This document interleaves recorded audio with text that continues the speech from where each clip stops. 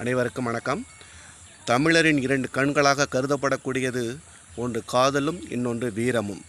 அந்த வீரத்தின் அடிப்படையில் எழுந்ததுதான் நம்முடைய பண்பாடு என்று சொல்லப்படக்கூடியது. சங்க காலத்தில் ஒவ்வொரு தமிழனும் வீரமிக்கவனாக இருந்திருக்கின்றான். அதற்கு நம்முடைய தமிழ் நிலம் சான்றாக இருக்கின்றன. ஒரு தாய் கூறுகின்றாள், என் மகன் எங்கே, எந்த திசையில், எந்த ஊரில் இருக்கிறான் என்று எனக்கு தெரியாது. ஆனால் புலி இருந்து தங்கிய போன குகை ஈன்ற வயிறு இதுதான்.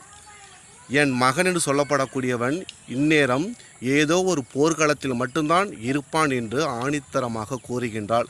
அந்த அளவுக்கு சங்க காலத்தில் வாழ்ந்த அந்த தாயானவள் வீரயுக காலத்தை மாற்றிய ஒரு பெருமைக்குரியவளாக கருதப்படுகின்றாள். அதனை போன்று ஒரு குழந்தை இறந்து பிறந்தாலும் அல்லது ஒரு குழந்தையாக கொள்ளாமல் சதை பிண்டமாக பிறந்தாலும் அன்றைய காலங்களில் என்ன செய்வார்களாம், அந்த குழந்தை ஒரு கோழை அல்ல என்பதற்காக வீரத்தின் பொருளின் அடிப்படையில் என்ன செய்வார்களாம், அந்த குழந்தையை வாளால் கீறிதான் அடக்கம் செய்வார்களாம்.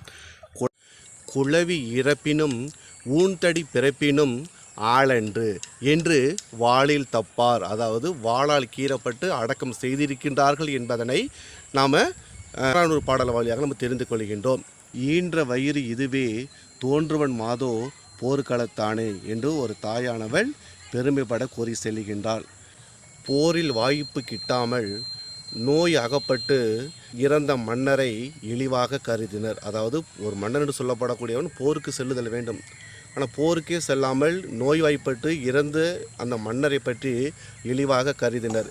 இழிவாக கருதக்கூடாது என்பதற்கு இணங்க பழங்காலத்து தமிழர்கள் என்ன செய்தார்களாம், அந்த இறந்த மன்னர்களை வாளால் கீறுவார்களாம் நெஞ்சில். அதாவது போர்க்களத்துக்கு சென்ற வீரர்கள் திசைக்கு நீங்களும் செல்லுங்கள் என கூறி அந்த இறந்த மன்னரின் நெஞ்சில் வாளால் கீறுவார்களாம்.